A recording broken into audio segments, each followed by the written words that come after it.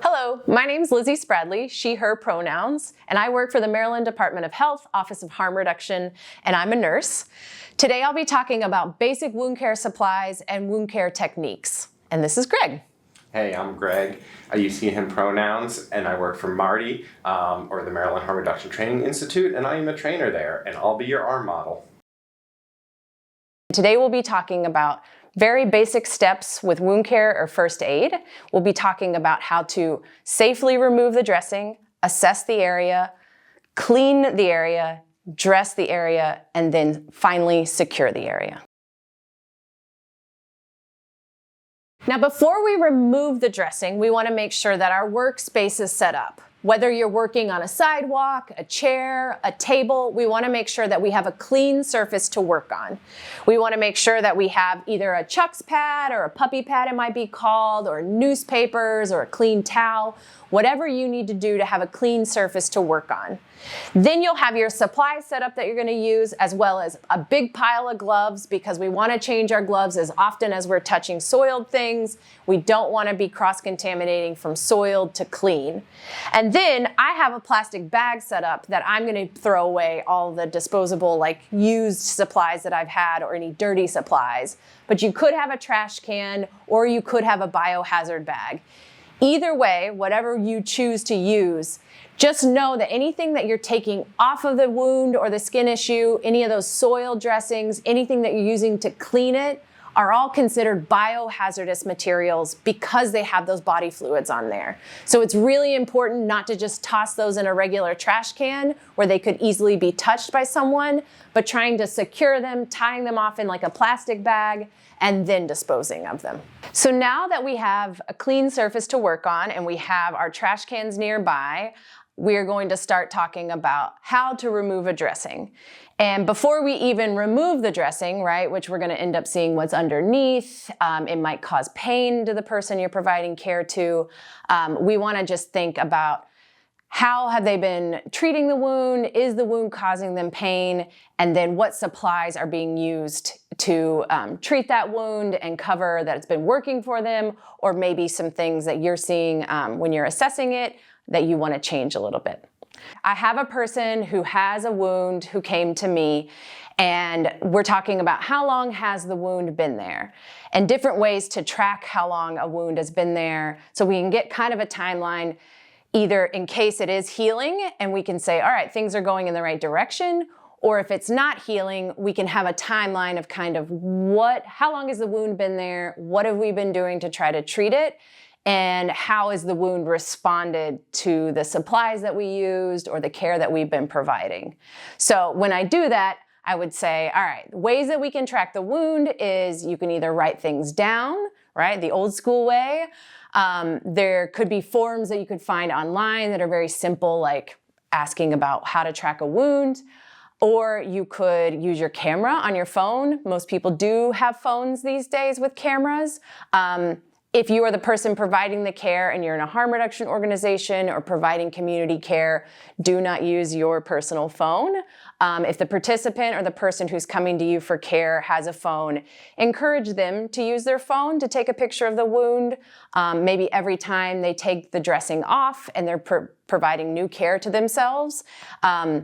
Taking a picture with your phone is going to give you that time and the date of the picture. So you're going to be able to see, all right, this is what it looked like last Tuesday. Now let's take a look and see what it looks like 2 Tuesdays from now. And that's really helpful if someone is needing to receive a higher level of care or maybe more advanced wound care. Then you can show that clinical provider, hey, this is kind of how it is changed and moved, progressed or not progressed in this time frame. So we talked about different ways that you can track the wound. Also, another important thing to do before you start taking off the dressing, because you don't want someone to leave midway, is trying to figure out what supplies were previously used and if they were actually working for the person with the wound. So that would be like, are you seeing like blatant drainage coming from that wound? For example, if I looked over and someone's dressing had blood coming out or there was just different colored drainage seeping through, then I might say, okay, then we might need a little bit more absorbent layers on there. If it's just really wet and dirty and the person says, hey, I actually just got exposed to the elements and I wasn't able to keep it dry, I might try to find something that's able to help them keep it away from the elements a little bit. But then once we figure out what supplies worked for the person and what supplies you have available, then just pull out those supplies before you start doing everything. So the movement from removing the dressing and then cleaning it to putting on those supplies is pretty seamless. We don't want to just leave somebody there with their dressing off and their wound exposed. I'm about to remove the dressing. And I want to make sure I wash my hands, whether that's with hand sanitizer, whether that's washing my hands with soap and water at a sink. We definitely want to make sure we wash our hands. And then gloves are our best friend, right? We want to make sure that we're changing our gloves after anything we're touching, whether it's very dirty or whether it just has a little bit of dirt. We just want to make sure that we have a nice fresh box of gloves to kind of cycle through, and we can constantly change our gloves. So now that you have washed your hands, you're going to put on your gloves and you're going to go over to help the person remove the dressing. Now there might be discomfort and pain, and you can ask the participant, have you taken anything? Has this been painful in the past? They can tell you yes or no. But again, we're working with very basic supplies. So what we're gonna try to do is just be as gentle as possible and understand that we're removing something off of a tender area. So we're gonna go slow and go careful. All right.